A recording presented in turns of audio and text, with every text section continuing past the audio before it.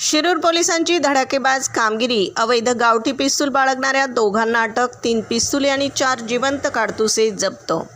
नमस्कार, आपण पाहत आहात महाराष्ट्र जनता न्यूज। पुणे ग्रामीणमधून एक मोठी बातमी समोर येते। शिरूर पोलीस स्टेशनच्या DB पथकाने एक मोठी आणि धडाकेबाज कारवाई करत बेकायदेशीरपणे गावठी पिस्तूल बाळगणाऱ्या 2 अट्टल आरोपींना अटक केली आहे। पोलिसांनी त्यांच्याकडून 1,24,000 रुपये किमतीची 3 गावठी बनावटीचे पिस्तुले आणि 4 जिवंत काडतुसे जप्त केलीत। शिरूर पोलीस स्टेशनचे पोलीस उपनिरीक्षक शुभम चव्हाण आणि त्यांचे पथक हद्दीत गस्त घालत असताना त्यांना न्हावरा ते तळेगाव ढमढेरे रोडवरील बस स्टॉपजवळ एक संशयित इसम पिस्तूल घेऊन फिरत असल्याची गुप्त माहिती मिळाली। प्राप्त माहितीनुसार सापळा रचून विजय उर्फ कोयत्या गोविंद शेंडगे या 31 वर्षीय आरोपीला ताब्यात घेण्यात आले। त्याच्या झडतीमध्ये 1 पिस्तूल आणि 2 जिवंत काडतुसे आढळून आलीत।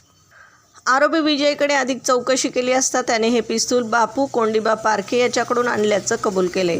पोलिसांनी तत्परतेने कारवाई करत बापू पारखे यालाही ताब्यात घेतले। त्याच्याकडून आणखी 2 पिस्तुले आणि 2 जिवंत काडतुसे जप्त केलीत। मुख्य आरोपी विजय उर्फ कोयत्या याच्यावर यापूर्वी खून, जबरी चोरी, विनयभंग आणि मारहाणीसारखे गंभीर गुन्हे दाखल आहेत। न्यायालयाने दोन्ही आरोपींना 18 जून 2026 पर्यंत पोलीस कोठडी सुनावली आहे।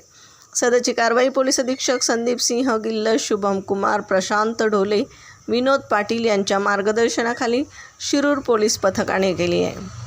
प्रतिनिधीसह महाराष्ट्र जनता न्यूज, पुणे।